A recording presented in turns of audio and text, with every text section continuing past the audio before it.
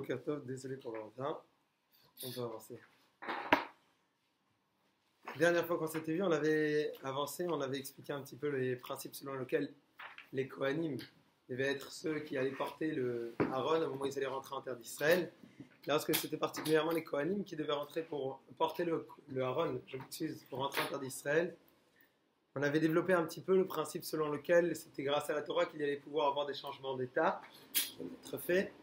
Et ces transformations au fur et à mesure allaient être possibles, comme on allait le voir, et se démocratiser presque grâce à la Torah. Vous vous rappelez qu'on avait vu qu'il y a une sorte, ça avait l'air d'être particulièrement impressionnant, de voir que Moshe arrive à ouvrir la mer en deux. On avait raconté l'histoire de Rabbi Pinchas ben Yair, qui lui, a priori, n'avait pas tellement de soucis à se faire pour ouvrir la terre en deux. Et c'était un petit peu sur ça qu'on avait fini. Ici, je voudrais avancer avec vous et voir comment est-ce que, une fois que les Kohanim ont commencé à transporter le Aaron, comment est-ce que ça va se dérouler.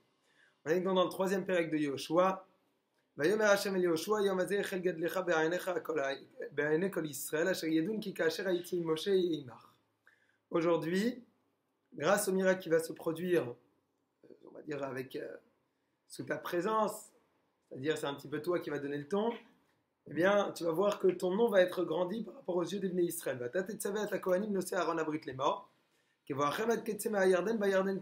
technique était donc d'exiger des Kohanim de rentrer dans le Yarden et de laisser uniquement leurs pieds posés dans le début du Yarden. Yoshua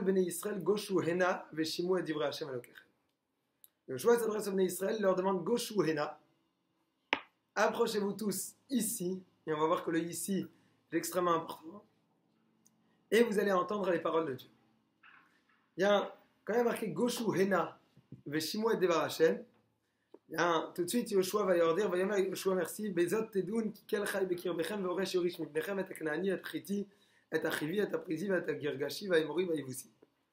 Vous allez bien voir à travers ce miracle que ça va être une sorte de signe préparatoire pour pouvoir permettre de croire et de comprendre comment est-ce que Dieu va vous permettre d'entrer en Israël et de conquérir toutes les nations, toutes les peuplades qui s'y trouvaient. Ici, il faut savoir qu'avant le miracle du Yarden, je vais avoir un autre miracle qui arrive. Rachi sur place ramène, c'est les Chazal qui le disent.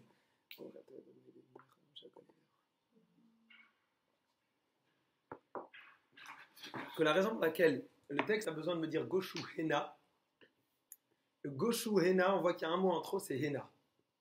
A priori, Goshu Veshimu, approchez-vous. Goshu comme Vaïgash, la Geshet. Ok? Donc, Goshu Hena, rapprochez-vous. Goshu Veshamu et Devar Hashem. Et écoutez la voix de Dieu. Comment se fait-il que Yoshua a besoin de rajouter le Hena? Hena, ça veut dire que vous avez besoin de vous rapprocher, mais à cet endroit précis. Ici, Rashi ramène que, je vais vous lire dans les mots,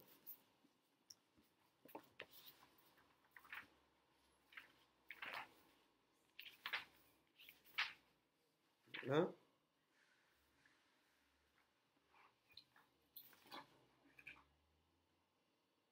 Goshuena, Tzimtzem et kulam ben shne bade Aaron, ze echad min hamkomot sheirzik muat et amroube. Le fait qu'il ait écrit Ena dans un endroit particulier où vous avez besoin de vous approcher, là on apprend que Yoshua les a tous rassemblés, le peuple d'Israël dans sa totalité, entre les deux barres porteuses du Aaron. Vous savez que le Aaron était constitué d'une boîte avec deux barres. Le Aaron faisait 1 amas et demi, 2 amot et demi de large, bien de long. Bien dans ces 2 amot et demi, il a réussi à rentrer l'ensemble, la totalité du peuple d'Israël, bien évidemment par miracle. Okay? Mais à partir du moment où c'est un miracle, c'est plus du tout un délire. Donc par miracle, il y a l'ensemble du peuple d'Israël qui va rentrer dans cet endroit-là.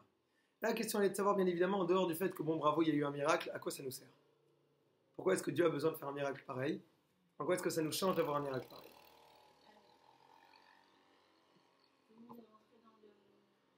Dans l'espace qu'il y avait entre les deux barres du Aaron. Okay? C'est un petit peu dans le même état d'esprit que l'ensemble du peuple d'Israël pouvait rentrer sur l'esplanade du mont du Temple. Okay. Ah bon? Oui. Sur une esplanade qui fait à peu près 500 mètres sur 500 mètres, tu avais quelques millions de juifs qui arrivaient. Il n'y avait pas tout le peuple. Il y avait tout le peuple qui était obligé de monter à Yerushalayim 3 fois par an. C'est marqué dans la Torah. Ouais, mais ils n'étaient pas là au même moment. Ils étaient exactement au même moment. Bechag HaMatzot, ou Bechag HaShavuot, ou Bechag HaSukkot. Ils étaient tous là présents, même moment exactement, et c'est à ce moment-là que tout le clan d'Israël se retrouvait à cet endroit-là. Et au Hachem, il y avait un miracle. Il n'y avait strictement aucun problème. D'ailleurs, vous verrez que ce principe-là de Mouat Marzik Atameroubé, c'est quelque chose qu'on a vu dans plusieurs autres endroits. Entre autres, il faut savoir qu'un des miracles qu'il y avait à Jérusalem, c'est qu'il n'y a pas eu une seule fois une personne qui a dit Tsarli Amakom Birushalayim, qui manquait de place à Jérusalem. Si vous regardez un petit peu dans les cartes ce qu'était la Jérusalem ancienne, vous allez comprendre qu'aujourd'hui déjà, dans la Jérusalem actuelle, vous aurez probablement du mal de rentrer plusieurs millions de personnes. C'est vrai qu'il y a presque 800 000 personnes qui y habitent, mais plusieurs millions de personnes, c'est déjà plus compliqué, mais on peut imaginer que c'est faisable. Si vous regardez la Jérusalem de l'époque, vous êtes certain que la moitié de Jérusalem d'aujourd'hui ne rentre pas dans la Jérusalem de l'époque, qui faisait moins que la vieille ville que l'on connaît aujourd'hui, puisque la vieille ville qu'on connaît aujourd'hui, c'est la vieille nouvelle ville. Ça date de l'Empire ottoman. Si vous voulez avoir la vieille ville de l'époque de David, après Shlomo HaMelech, etc., c'était bien plus petit. Et pourtant, l'ensemble du peuple d'Israël pouvait venir et dormir là-bas pendant toute la fête de Pessah, de Sukkot et de Shavuot sans aucun problème. Eh bien, c'était ça un des miracles. La question est de savoir, on va s'arrêter par rapport à notre cas précis. Comment ça se fait qu'on a besoin d'avoir un miracle pareil? Bravo, super, c'est un miracle, on vient de l'expliquer. On a montré qu'il y a d'autres exemples. C'est génial. Alors, comment ça se fait que le pasuk a besoin de nous le relater? Et pourquoi est-ce que Dieu a besoin de faire un miracle pareil avant de rentrer en terre d'Israël, avant de passer le Yarden? Et ne me dites pas qu'on a besoin techniquement de plus de miracles maintenant, parce que vous allez attendre 10 minutes, il va y en avoir un autre. On va passer le Yarden. Lorsqu'on traverse le Yarden à pied ferme, vous avez les Kohanim qui posent leurs pieds dans le Yarden s'ouvre, le peuple d'Israël passe, les Kohanim vont faire marche arrière et après vont survoler le Yarden, c'est quand même pas mal comme miracle. Donc si c'était pour renforcer la émouna que le peuple d'Israël a besoin d'avoir, la foi que le peuple d'Israël va avoir en Dieu, on peut imaginer qu'il y en a d'autres. C'est d'ailleurs la raison pour laquelle que lorsque Yoshua leur dit qu'à travers le signe que vous allez avoir devant vous, vous allez prendre conscience que Dieu va vous accompagner dans toute la conquête de la terre d'Israël. A priori, évidemment, qu'il parle du signe qui va être l'ouverture du Yarden et non pas ce miracle qu'on vient de citer.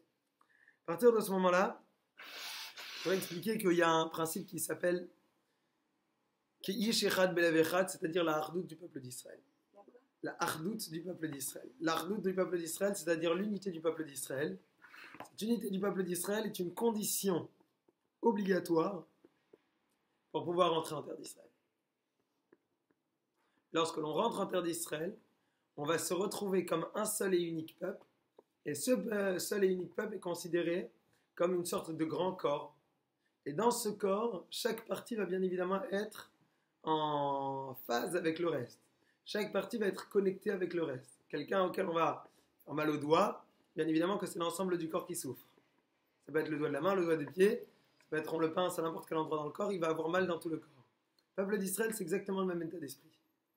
C'est-à-dire qu'on se retrouve dans une seule et même entité, et cette seule et même entité, à tel point c'en est qu'une, que chaque juif qui fait partie du peuple d'Israël, eh bien, dans sa démarche, a de l'influence sur tout le reste du peuple.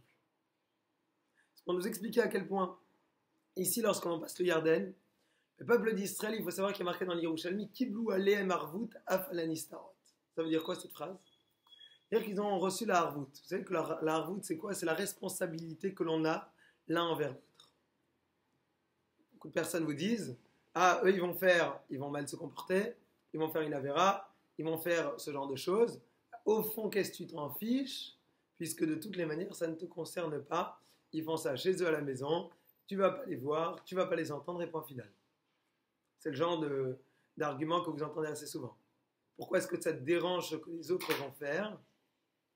Pourtant, a priori, il fait ça chez lui. C'est son problème si chez lui à la maison, pardon, il transgresse Shabbat ou autre.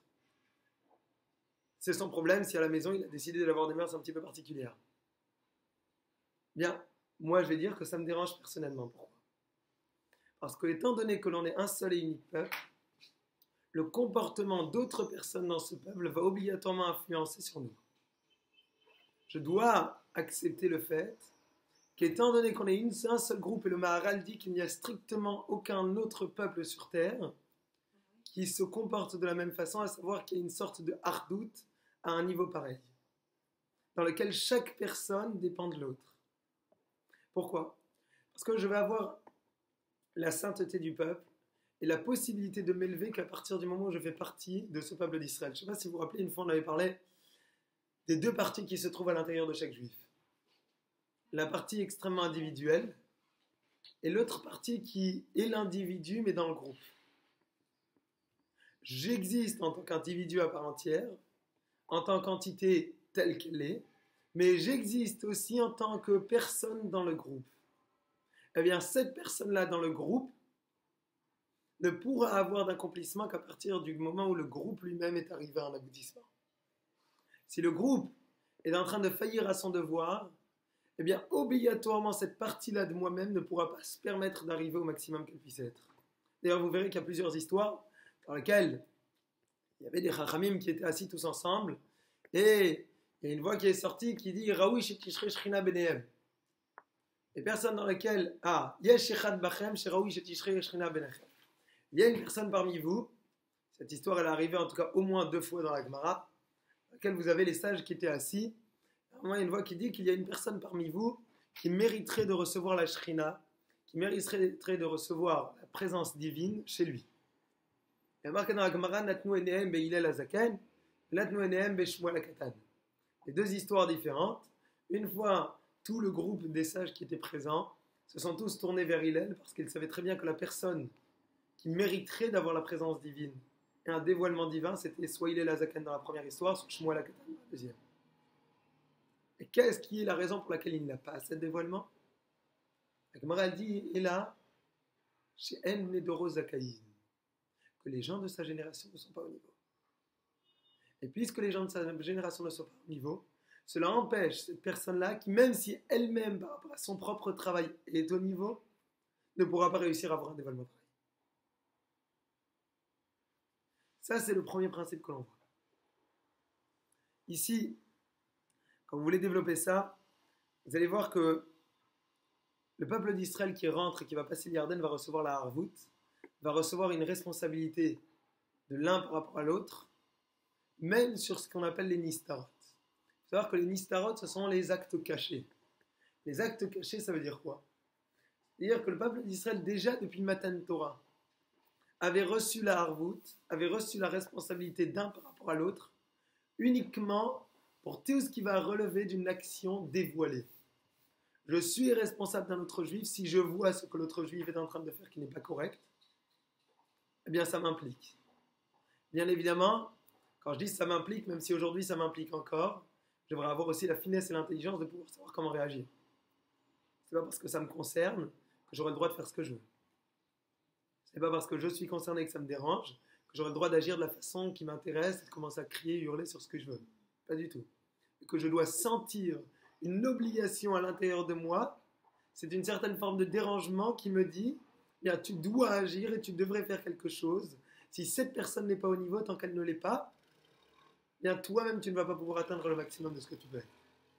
C'est un petit peu de 2 secondes à l'idée de ces grands sages qu'il n'y a pas si longtemps, qui la première fois ils ont vu quelqu'un transgresser le Shabbat devant eux, ont commencé à pleurer. Ça les touchait à tel point qu'ils ne pouvaient pas imaginer qu'une personne puisse transgresser Shabbat. Et que lorsqu'ils voyaient ça, ils étaient profondément choqués à tel point qu'ils pleuraient. Il y a une obligation d'intervenir si on sent aussi que la personne est apte à recevoir quelque chose ou pas. C'est la paracha de la semaine. La paracha de la semaine te dit que tu auras besoin, tu auras besoin de faire un reproche à ton ami, mais l'otissa à la vret, tu ne mettras pas sur lui une faute.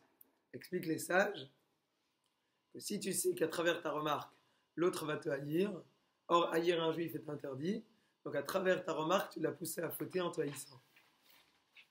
Et ça, c'est interdit. C'est-à-dire que Gemara dit, de la même façon que Shem Shemitzvah Lomar Davar Nishma, Kach Mitzvah Shelo Lomar Davar She'eno Nishma. Même façon qu'il y a une mitzvah de dire une chose qui est entendable, il y a aussi une mitzvah de ne pas dire quelque chose qui n'est pas entendable.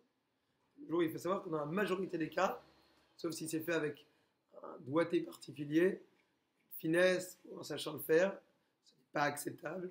Et c'est pour cela que dans la majorité des cas, il ne faut pas faire de remarque. Ou bien attendre et savoir faire la remarque au bon moment de façon intelligente et fine. Maintenant, le peuple d'Israël, il rentre, il passe dans l'Yarden. Et quand il passe dans l'Yarden, il va recevoir là maintenant une arvoute, même sur la partie des choses qui est cachée. C'est-à-dire que j'ai la responsabilité de mes frères sur des actions qui ne seront pas visibles de l'extérieur. Et c'est difficile parce qu'a priori, on se dit, mais au fond, comment je peux faire? A priori, au fond, on peut se demander en quoi ça me concerne. Il faut partir du principe qui est très simple. Le principe, il est le suivant. Dès que j'accepte que je vais avoir cette responsabilité, par rapport à quoi? Par rapport au fait que lorsque l'autre n'est pas parfait, il m'abîme. Si je suis véritablement qu'un seul corps, que ce soit dévoilé ou pas dévoilé, que je puisse le voir ou que je ne le voie pas, bien obligatoirement ça me fait mal. Le peuple d'Israël traverse le Yarden, et lorsqu'il traverse le Yarden, on va lui expliquer, sachez, que là vous allez avoir un mariage particulier qui s'appelle Israël ve'oraita ve'kuchabrichu chad'u. Dieu, la Torah et le peuple d'Israël ne font qu'un. Ça s'est concrétisé de la façon la plus ultime lorsque l'on se retrouve tous ensemble, enveloppés par la Shrina, par la présence divine, entre les barres du Aaron qui représentent la Torah, l'ensemble du peuple d'Israël. Pour se rappeler qu'on n'est qu'un seul corps. Si on n'est qu'un seul corps, alors automatiquement il va y avoir un impact de chacun sur l'autre. Chacun est en train de jouer un rôle extrêmement important dans le développement et l'accomplissement de l'autre. À tel point que même pour une chose qui est mistarot, qui est a priori du domaine du cachet, bien ça a un impact sur moi obligatoirement. Là vous allez demander, mais en quoi est-ce que je peux faire quelque chose? Comment je peux agir? Si je vois pas l'autre qui faute, qu'est-ce que tu attends de moi? Je ne sais pas que l'autre a fait une bêtise chez lui à la maison. Vous attendez quoi de moi? Ce que l'on attend de toi, c'est que si tu avais réussi à être à un niveau suffisamment élevé, et à avoir une influence suffisamment positive sur ton entourage, mais elle ne serait pas arrivée là. On attend de toi une perfection telle que ta perfection va servir d'exemple pour pouvoir emmener le peuple entier avec toi. C'est-à-dire qu'au fond, on a la capacité chez nous, à travers notre perfectionnement, d'être ce mouvement automatique qui va se mettre en place pour les autres. On est ce rouage qui va entraîner les autres. On ne prend pas conscience de l'impact que l'on peut avoir uniquement à travers un comportement positif chez chacun d'entre nous. Si seulement on prenait conscience de la possibilité de transformation que j'ai chez l'autre, pas chez moi, chez l'autre, uniquement à travers mon exemple positif, on serait impressionné de voir comment est-ce qu'on peut changer les choses. Comment est-ce que ma démarche va engendrer la démarche chez un autre? Comment est-ce que ma recherche de perfection, ma recherche de vérité, ma recherche de raffinement peut mener chez l'autre une réflexion qui va l'emmener et le pousser automatiquement à la conclusion de se dire, mais si lui il y arrive, alors pourquoi est-ce que moi j'y arriverai pas? Si j'ai cette possibilité de perfectionnement, eh bien allons-y tous ensemble et on va y arriver. Même sur un rachat? Pardon? Même sur un rachat, ça marche? Sur tout le monde, c'est évident. De la même façon qu'un rachat va réussir à influencer le monde négativement, le juste va pouvoir avoir une influence positive sur le monde entier. Vous verrez d'ailleurs que pas besoin d'aller tellement loin dans l'histoire, avoir des gens comme par exemple Rav Ovadia Yosef, qui étaient des tzadikim tels qui ont pu avoir une influence sur une génération entière. Et des gens qui étaient a priori complètement déconnectés de Torah et autres, étaient ébranlés par le fait qu'au moment où il a disparu ou ce genre de choses.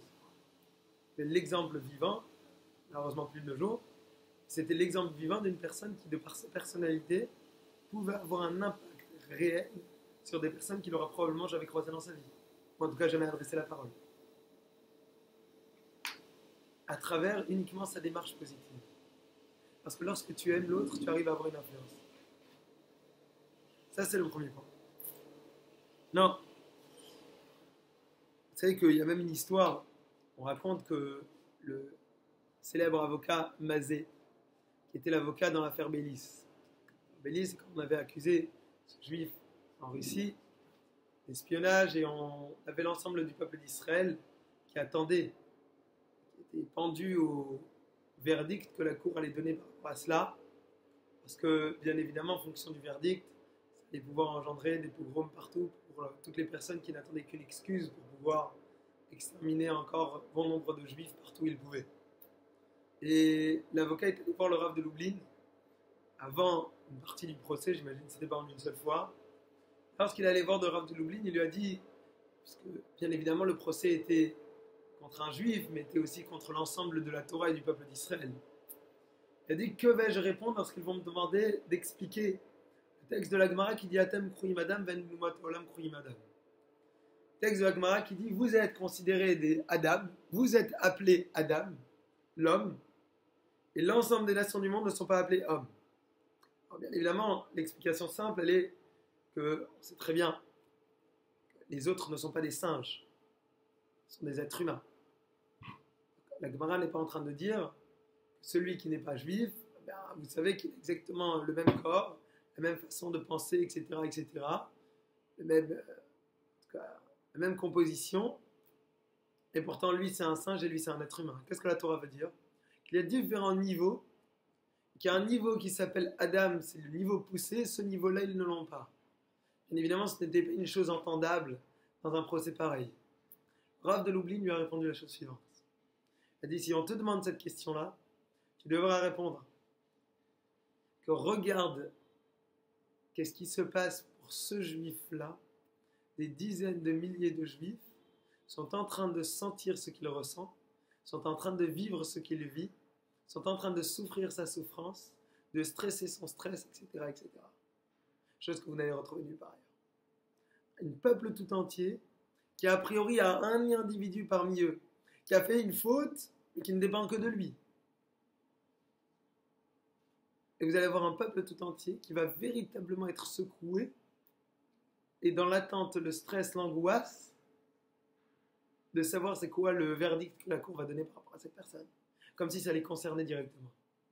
Parce que nous, on est appelé Adam. Ça veut dire quoi qu'on a appelé Adam? C'est qu'on a appelé un seul homme. On a appelé un seul être humain. On a appelé un seul être à tel point que chaque homme va avoir de l'influence sur les autres. Chacun va avoir un impact véritable sur les autres, positivement ou négativement, dans la souffrance ou dans la joie. Une fois qu'on a compris ce principe, on peut traverser le Yarden. Donc on a envie de traverser le Yarden. Il faut savoir que le Malbim explique qu'il y a deux façons d'avoir un rapport avec Dieu. Avec Dieu. Le Malbim. Le Malbim, j'excuse ma voix, plus particulièrement. Le Malbim, c'est un des célèbres commentateurs sur toute la Torah, okay, et sur le Navi.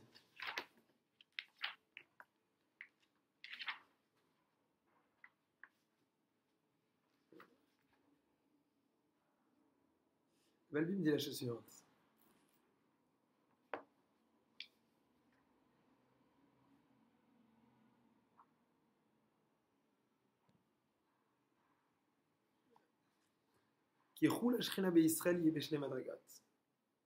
L'application de la Shrina dans le peuple d'Israël, de la présence divine, peut se faire de deux façons.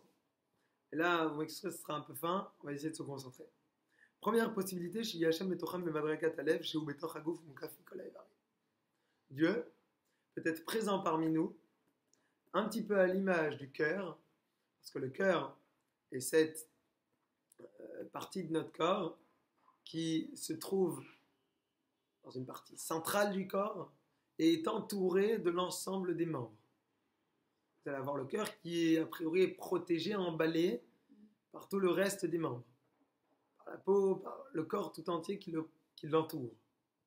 Et il peut y avoir une présence divine dans le peuple d'Israël qui serait une présence qui existe à l'intérieur du peuple et que le peuple entier entoure cette présence. Vous pouvez vous imaginer un temple ou un Aaron qui se baladerait au milieu de l'ensemble du peuple d'Israël qui l'entoure comme ce qui se passait pendant le désert. Ici, bien évidemment, on ne parle pas de choses techniques. On parle d'une représentation spirituelle. Est-ce que le rapport que j'ai avec la Shrina, avec la présence divine, est un rapport dans lequel la présence divine est au centre et que le peuple d'Israël l'entoure? Ou bien, deuxième possibilité, dit le Malbim,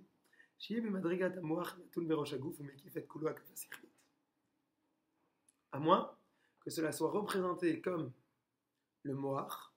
Le moar, c'est le cerveau de l'homme. Le cerveau de l'homme, c'est quoi?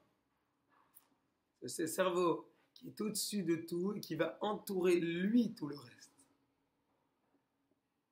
est-ce que je décide que la présence de Dieu chez moi est une présence qui va être une présence intérieure et que j'entoure quelque part la présence divine, ou bien je vais réussir à avoir un niveau supérieur, et ce niveau supérieur, c'est ma personne qui rentre dans le divin.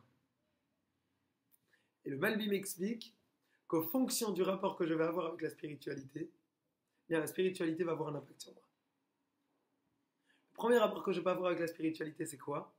C'est celui dans lequel bien, je me comporte avec Dieu d'une façon presque naturelle, on pourrait dire.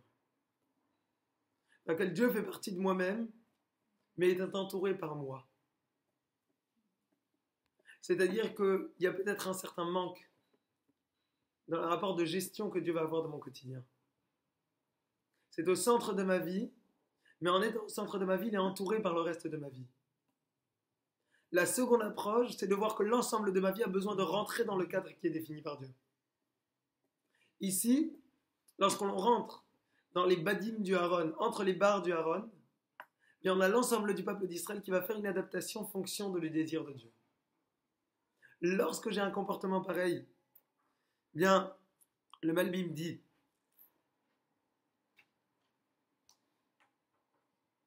que, je m'excuse, Veine, et Yashem madrigat alef mukaf betocham yanik be'anagan yisteret al pi emtsaim tivim ve'ashgachato mukefet al haolam min haolam vetiver ve'sochachim alea. Lorsque Dieu est à l'intérieur de nous, eh bien c'est une partie cachée quelque part de Dieu. Et puisque Dieu est caché, donc l'application directe que Dieu va avoir, le contact que Dieu va avoir avec nous dans notre quotidien, va être un contact qui va passer par des façons détournées et cachées. C'est-à-dire l'intervention de Dieu, mais à travers le monde et les lois de la nature. Lois de la nature qu'on va adapter fonction, bien évidemment, du désir d'Akadosh Baruch Hu d'intervenir. Mais cela reste que cela sera une intervention qui restera dans le domaine du caché, du naturel, de l'invisible. Deuxième possibilité d'Il Malbim,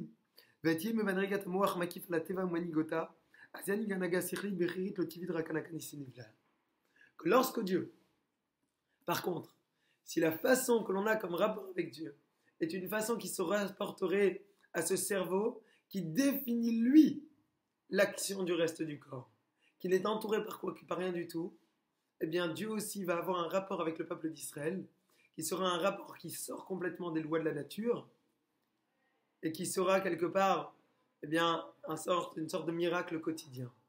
Je n'ai plus besoin d'avoir des chemins détournés pour pouvoir avoir l'action que j'ai envie.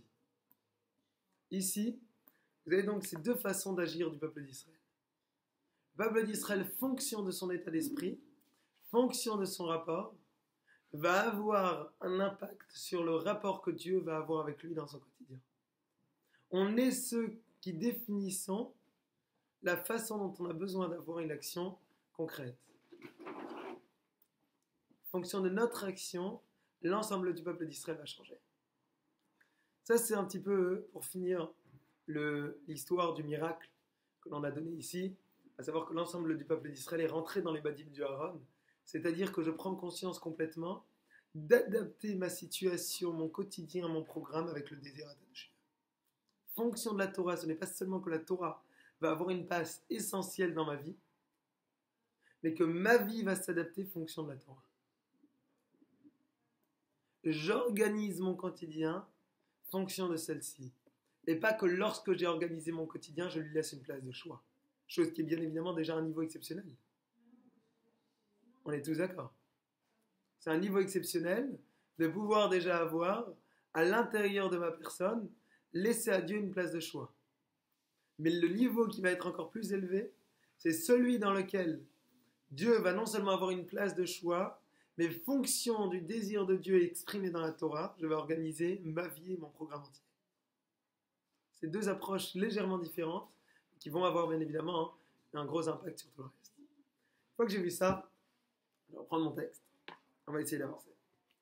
Lorsque le Aaron va commencer à prendre son chemin, on dit Benechem ou Benav. Je ne sais pas si on en avait parlé. Du Aaron de Yosef qui marchait, après ce que j'ai vu sur les notes, ça n'avait pas l'air. Du Aaron de Yosef, ça ne veut pas dire pour autant que c'est ça. Je ne prends aucun engagement. אך רחוק יהיה ביניכם וביניו כעל פי יממה במידה, אל תקרבו אליו למען אשר תדעו את הדרך אשר תלכו בה. Lorsque vous allez suivre le Aaron, eh bien vous devez laisser une certaine distance entre vous-même et le Aaron qui passe devant vous. Le Aaron, il devait y avoir 2000 amot, à peu près 1 kilomètre, entre vous et le Aaron qui va avancer devant vous. Pour pouvoir avoir, bien évidemment, quand vous avez une personne qui marche loin devant, on arrive à voir la direction. C'est un petit peu comme si vous êtes sur une route qui n'est pas éclairée la nuit. Et cette route qui n'est pas éclairée, il suffit qu'il y ait une voiture qui soit un petit peu plus devant vous. Okay, vous allez tout de suite avoir beaucoup plus de facilité à conduire, puisque vous verrez, en fonction de ces phares et de ces lumières, il y a les zigzags que la route prend au fur et à mesure. Et ici, le texte nous dit « Ach yirachok benechem ou benav ». Si vous regardez la façon dont c'est écrit, le benav est écrit beno. Bet, yud, nun, vav. La façon dont on le lit, c'est bet, yud, nun, yud, vav. Vous allez avoir deux façons très connues dans toute la Torah. Il y a des choses qui s'appellent le kri et le ktiv. C'est quoi le kri, ktiv? J'imagine que vous avez déjà entendu parler de ça. Non? Très souvent dans le chumash, vous voyez qu'il y a des parenthèses. Et dans ces parenthèses, il y a marqué kri et quelque chose. C'est-à-dire que ce n'est pas la façon de le lire, n'est pas la même façon dont c'est écrit dans le Sefer Torah. Vous allez avoir plusieurs mots dans le Sefer Torah qui ne sont pas lisibles de la même façon que c'est écrit. Parfois, c'est même très gros. Parmi les exemples que vous pouvez avoir, on n'a pas trop mâche ici. Okay. Si vous regardez dans la paracha de Kitavo, dans les malédictions, il y a certains mots, et le mot tout entier n'a strictement aucun rapport avec la façon dont on va le lire. Ici encore, c'est léger. Vous allez avoir le mot qui est écrit Beno, Bet Yud Nun Vav, parce que a priori, c'est ce qui doit être écrit.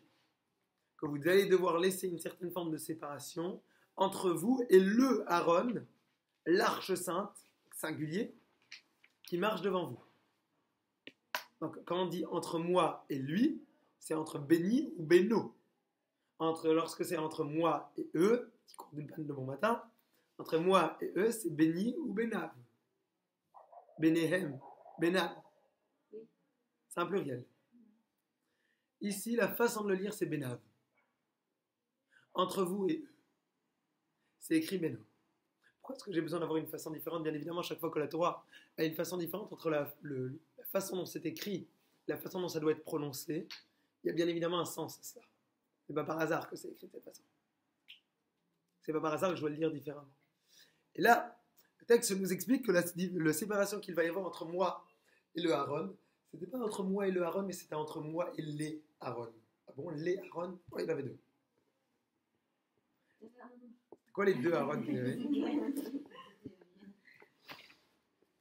Yoshua, Gimel, Pasuk Dalet.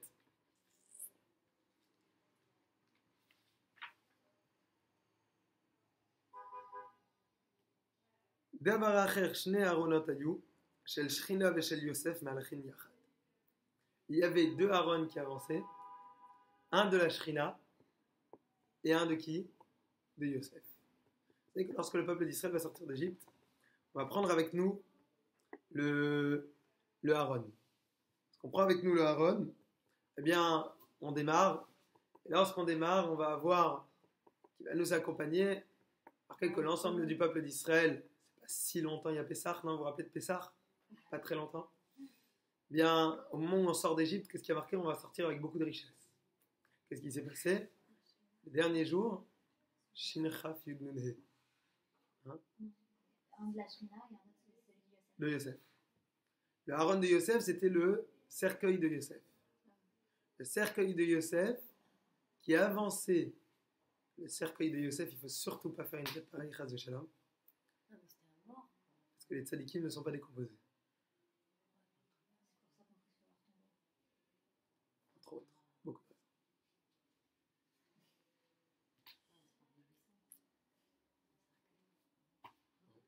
Ok. Pour dimanche matin, tu aurais voulu mieux commencer la semaine, c'est ça? Ouais. On va rester avec le cercueil de Yosef quand même. Ouais. En tout cas, lorsque l'ensemble du peuple d'Israël s'affaire à récupérer les richesses de toute l'Égypte, marqué que Chacham Lev Yikach Mitzvot, sage est celui qui, au lieu de courir vers les richesses matérielles, va courir prendre des mitzvot. C'est qui? Marqué à propos de ce pasuk, c'est Moshe Rabbeinu qui va laisser l'ensemble du peuple d'Israël récupérer de l'argent. Et lui va chercher quoi? Va chercher à accomplir la promesse qui a été faite à Yosef.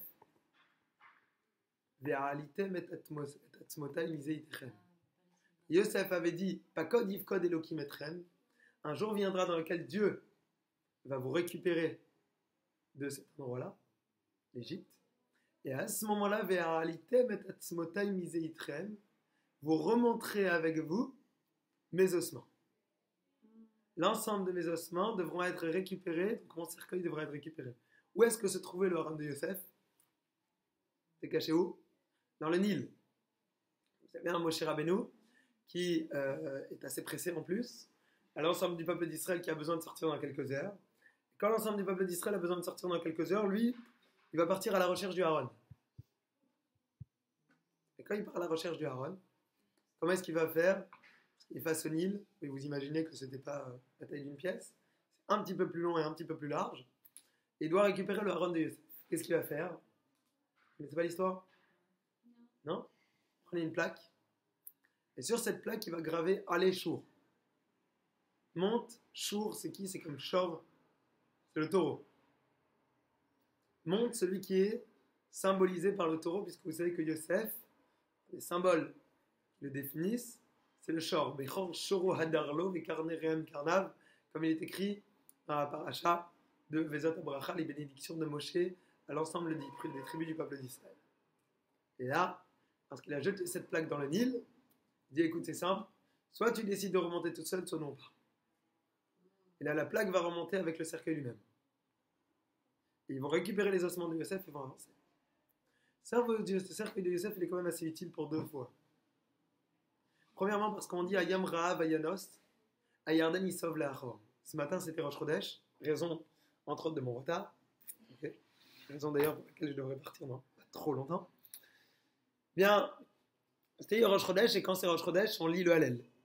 Dans le Hallel, Betzet Israël Mimitzraim Bet Yaakov Ma'anoez, deuxième paragraphe du Hallel, lorsque le peuple d'Israël est sorti d'Égypte, Ayam Rahav Ayanos, Ayarden Isov Leachor.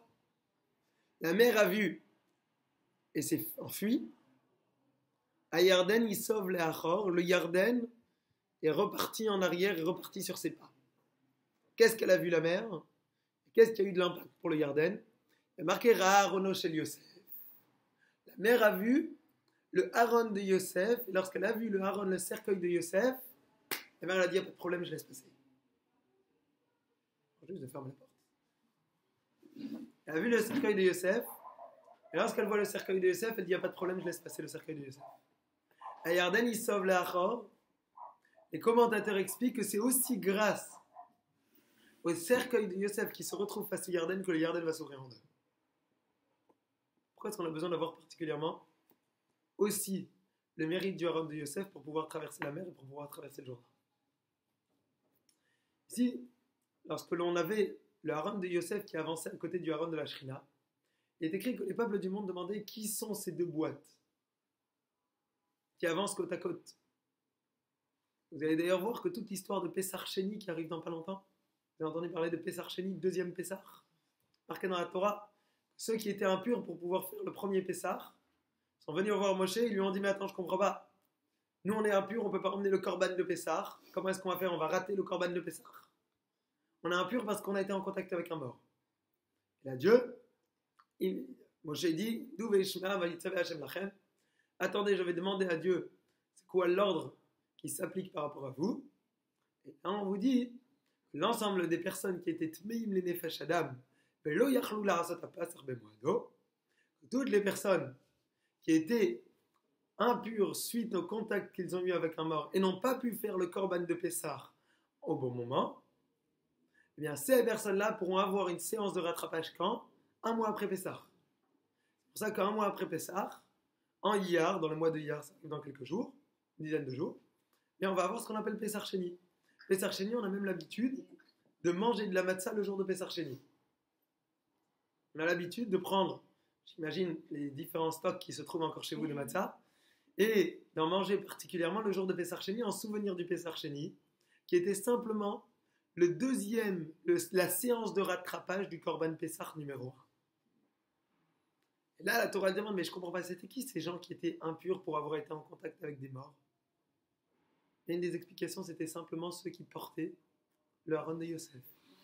Ils vont sortir d'Égypte, ils ont porté le Haron de Yosef, et dans le désert, quand ils portent le Haron de Yosef, ils sont impurs, puisqu'ils sont en contact avec un mort.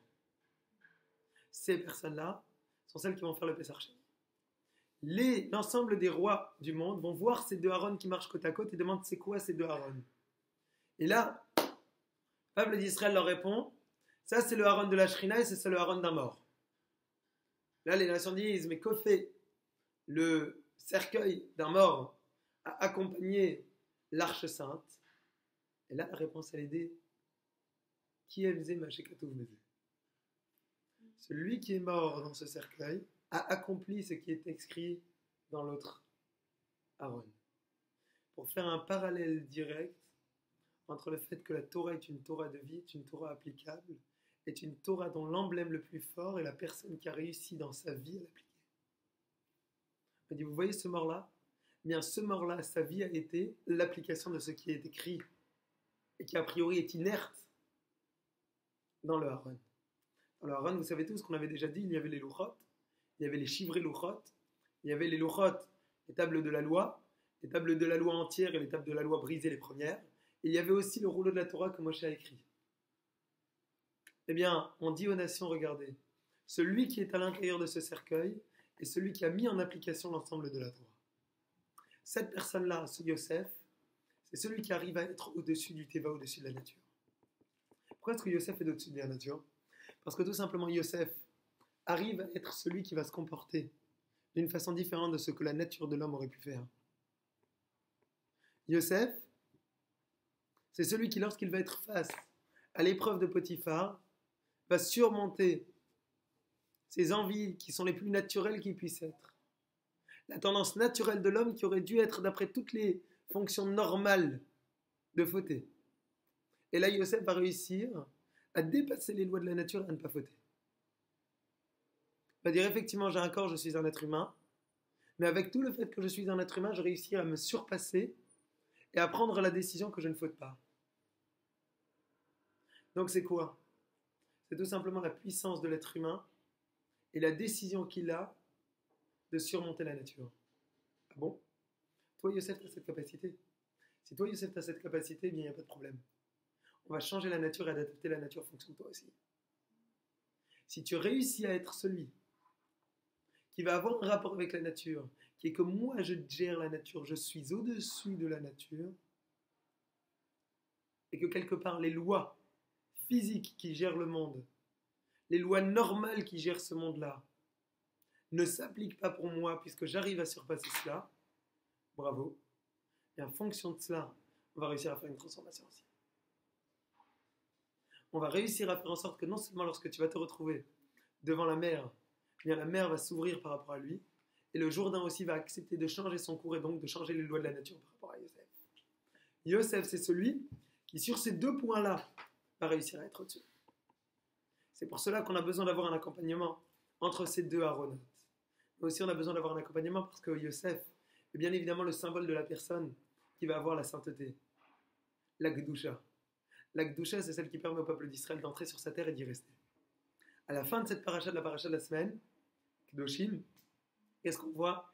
Velotaki haaretz etrem, et que la terre ne vous vomisse pas si vous avez un comportement de débauche comparable à celui des gens de Canaan, de Mitzraïm et autres. Parce que tout simplement, la terre d'Israël, de façon naturelle, ne peut pas accepter un comportement pareil et va vomir le peuple qui se comporterait de cette façon sur lui. Ça, c'est une condition sine qua non pour pouvoir rentrer en terre d'Israël, condition que Yosef ne peut représenter de façon plus emblématique, puisque c'est celui qui, par définition, a réussi à montrer ô combien l'être humain avec son cerveau pouvait véritablement gérer l'ensemble de son corps et l'ensemble de son être. Merci, on va s'arrêter là, je suis désolé, quelques minutes en avance, mais j'ai besoin de partir absolument.